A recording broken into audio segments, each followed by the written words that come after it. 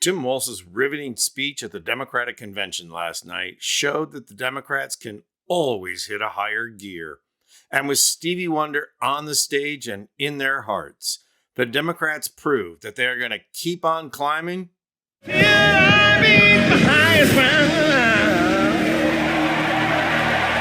They showed everyone that this campaign won't stop thinking about tomorrow. Because when it comes to this election, it'll soon be here. We're going to take a look at the close of Walz's dramatic speech and the music chosen to make it rock in just a second. But first, it's worth noting that Donald Trump and the Republicans are constantly being notified and served with lawsuits for unauthorized and unlicensed use of music. Once a musician or their estate learns that Donald Trump is using their music, they slap a cease and desist notice on them. That's because most artists and musicians tend to be aspirational. But Trump's campaign is about tearing down, not building up. And most musicians don't want anything to do with that. Trump has been hit with notices from Celine Dion, the estate of Isaac Hayes, Tom Petty, Beyonce, Phil Collins, the Rolling Stones, Sinead O'Connor, the Village People, and Neil Young. And that's just a partial list. Can you imagine being such a vile person and candidate that the Village People say, dude, don't even remotely play our music?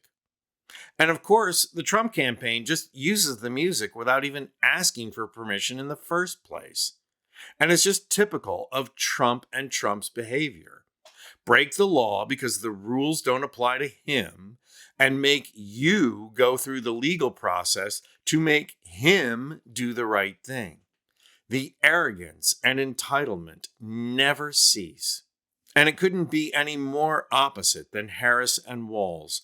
Before he took the stage last night, Tim Walz was preceded by this.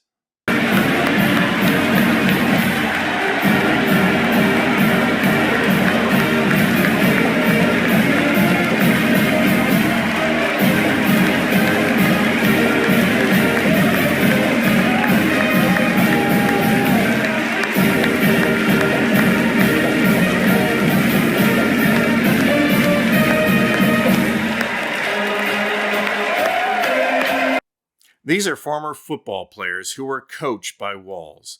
Look at the love and enthusiasm they show for him. Do you need a more contrasting picture to Donald Trump?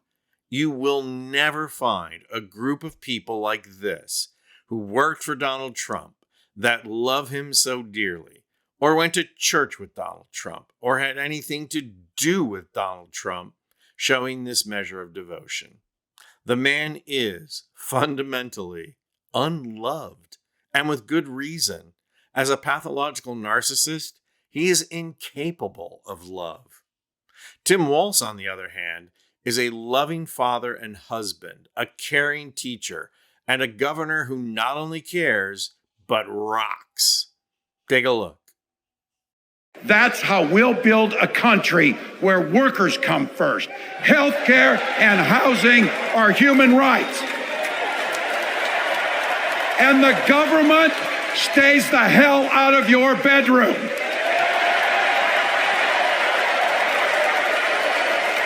That's how we make America a place where no child is left hungry, where no community is left behind, where nobody gets told they don't belong. That's how we're gonna fight.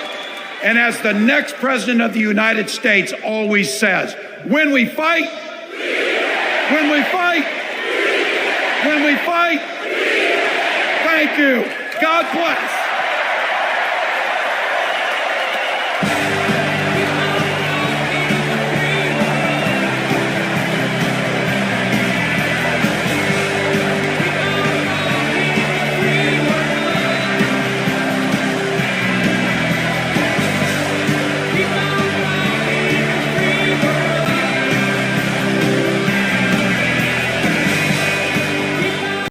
As I mentioned before, Neil Young hit Trump with a notice to stop using his music at campaigns.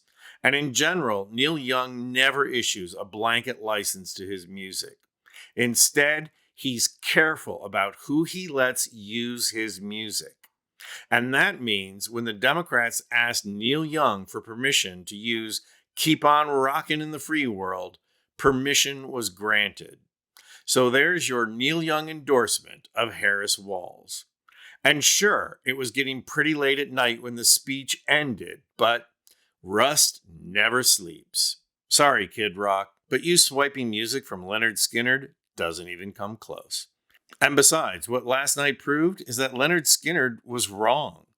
When it comes to Neil Young and Tim Walz, a Southern man does need him around anyhow. And that's because the Trump campaign is helpless, helpless, helpless. I'm Anthony Vincent Gallo for Occupy Democrats.